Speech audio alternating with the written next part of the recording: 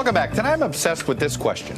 How do you cover a dishonest proposal from the President of the United States honestly? So today the President proposed doing away with birthright citizenship, the constitutional right that any child born in the United States automatically becomes an American citizen. Now, what the President really is proposing is that we stop talking about bombs sent to his political opponents by a political supporter, that we stop talking about whether a mass murderer was somehow influenced by his words or policy proposals, that we stop talking about the connection between his rhetoric and a spike in ethnic attacks, and that we start talking about what really matters. A week before the midterms, an unstoppable caravan of desperate refugees bent on destroying the country they hope to live in.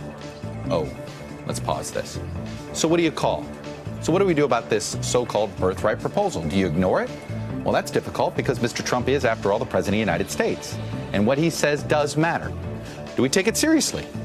Well, then we wind up letting President Trump become our assignment editor, talking about what he wants us to talk about, even though we know that using an executive order is a ludicrous way of doing it and totally unconstitutional. So here's what we'll do.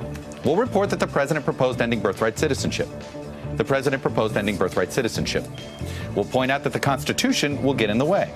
The Constitution will get in the way. We'll report this so-called proposal will go nowhere. This so-called proposal will go nowhere.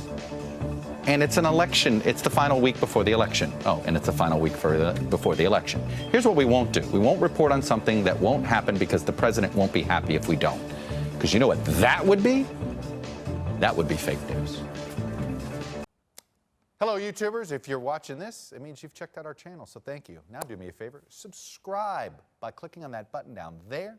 Click on any of the videos to watch the latest interviews and highlights from MTP Daily and MSNBC. You can get more Meet the Press content every morning in the First Read newsletter. If you're tired of content that you don't know anything about where it came from, you don't have to have that problem with us.